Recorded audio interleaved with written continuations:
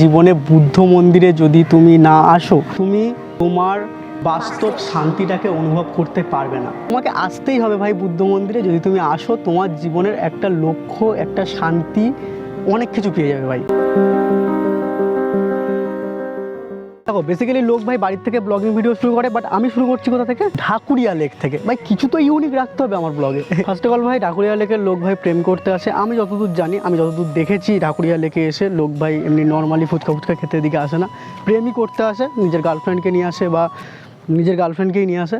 But আমি ভাই আমার গার্লফ্রেন্ডকেই নিয়ে এসেছি, আমার ক্যামেরা, আমার ট্রাইপড, আমার মাইক, অনেকগুলো গার্লফ্রেন্ড আমার।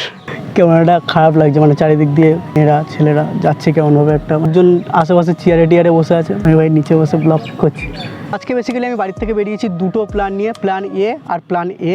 সেটা হচ্ছে ভাই খুব খারাপ লাগছে, 150 বছরের ইতিহাস আমাদের কলকাতা থেকে মুছে যাচ্ছে, যেটা হচ্ছে আমাদের ট্রাম। গেছিলাম ভাই ট্রামের ওখানে, কিন্তু ভাই ট্রাম আমি পাইনি। সেখানে ট্রাম রাখা হয়, জানি না সেই জায়গাটাকে কি বলে। সেখানেই আমি গেছিলাম, যাওয়ার পরে ওখানে যে সিকিউরিটি গার্ড আছে সেখানে জিজ্ঞেস করলাম ট্রাম চলছে কি একটা হলেও, যেখানে আমি মোটামুটি আমাদের 151 বছরের ইতিহাসকে ফিল করতে পারবো। মানে ভেবেছিলাম আজকে বেসিক্যালি ট্রাম চড়বো আমি। উনি বললেন ট্রাম 100% নয়, বাট 200% বন্ধ হয়ে গেছে। তো যেটা শুনে আমার খুব খারাপ লাগলো এবং প্ল্যান এ ক্যান্সেল হয়ে গেল। তো আরেকটা প্ল্যান এ যেটা ছিল সেটা হচ্ছে ঢাকুরিয়াতে একটা বুদ্ধ মন্দির আছে, যেখানে যাওয়ার আমার অনেক দিন আগে থেকে প্ল্যান ছিল। খুব ভালো লাগে সেখানে, একবার আমি গিয়েছিলাম। সেখানের যে বিকেল 5টার পরে খোলে সেটা আমার জানা ছিল না। কট লাগছে, চারিদিক দিয়ে লোকজন আসছে।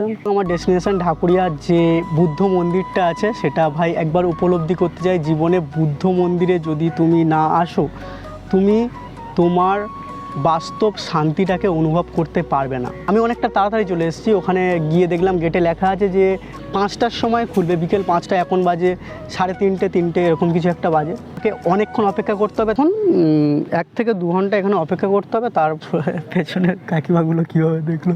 তো ঢাকুরিয়া লেকে ভাই বেশিক্ষণ থাকা যাবে না।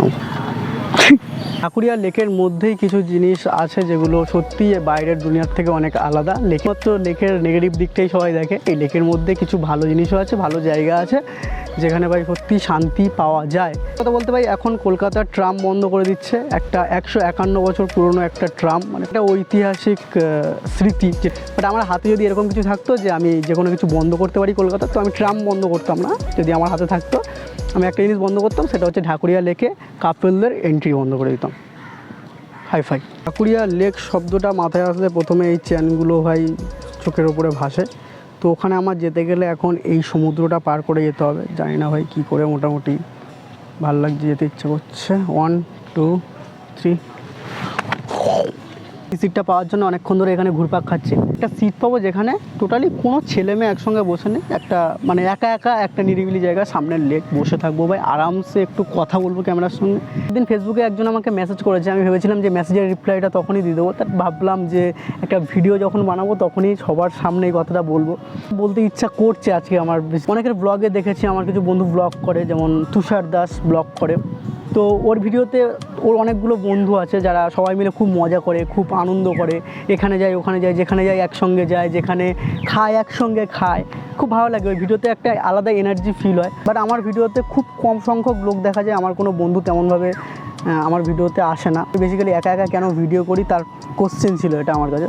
মেন ব্যাপারটা হচ্ছে আমি যেমন ভিডিওর জন্য পাগল, 1 ঘন্টা 2 ঘন্টা 3 ঘন্টা ক্যামেরার সামনে ননস্টপ কথা বলতে পারি। এমনকি আজকে সারাদিন দেখো আমি এখনও সকাল থেকে কিছু খাইনি, ঘুরে বেড়াচ্ছি, ঢাকুরিয়া লেকে বসে আছি।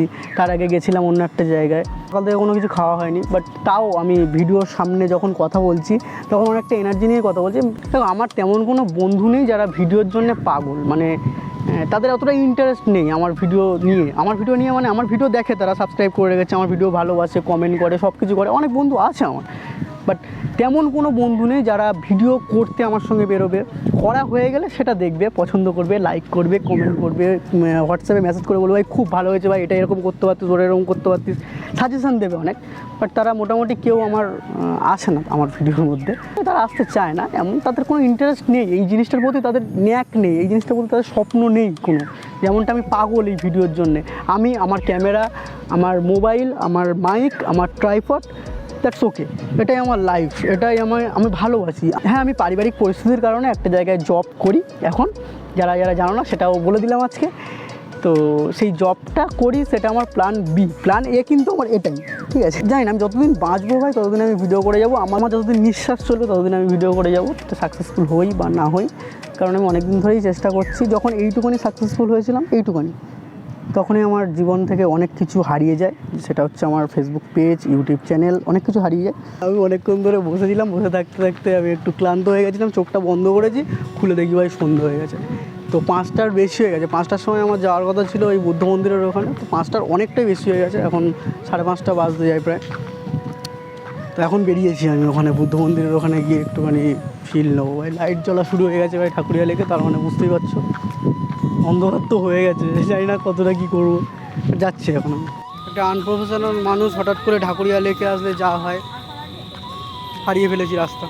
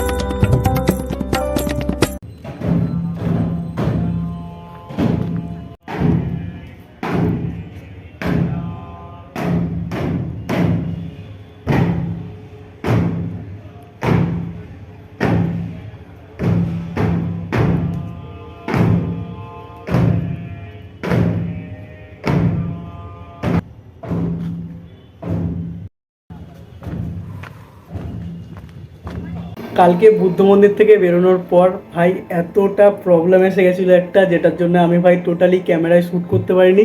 ওইভাবেই আমি ওখান থেকে বেরিয়ে বাড়ি চলে এসেছি ভাই। আলাদা একটা মেন্টাল পিস ছিল ওখানে। একবার পারলে ঢাকুরিয়া লেকের পাশে বুদ্ধ মন্দির থেকে ঘুরে আসো। তার থেকে ভিডিওটা অন্যরকম করার চেষ্টা ছিল, কিন্তু অন্যরকম হয়ে গেছে। আজকে ভিডিওটা এইটুকু। ভালো লাগলে লাইক করো, কমেন্ট করো, শেয়ার করো বন্ধুদের সঙ্গে। আর কলকাতার এই জায়গায় এত সুন্দর একটা মন্দির আছে সেটা সবাইকে জানাও। আর তোমরা আসো। সমস্যার মধ্যে আছি ভাই, ভিডিওটা যা হোক করে কমপ্লিট করলাম, তার জন্য আবারও ক্ষমা চেয়ে নিচ্ছি আমি। দেখা হচ্ছে পরের ভিডিওতে আরও একটা নতুন ভালো কিছু নিয়ে। ততক্ষণের জন্য বাই। अपना क्या है हम तो बंदे ही हम उड़ के जहाँ मिलेगा प्यार हम वहीं पे दिल लुटा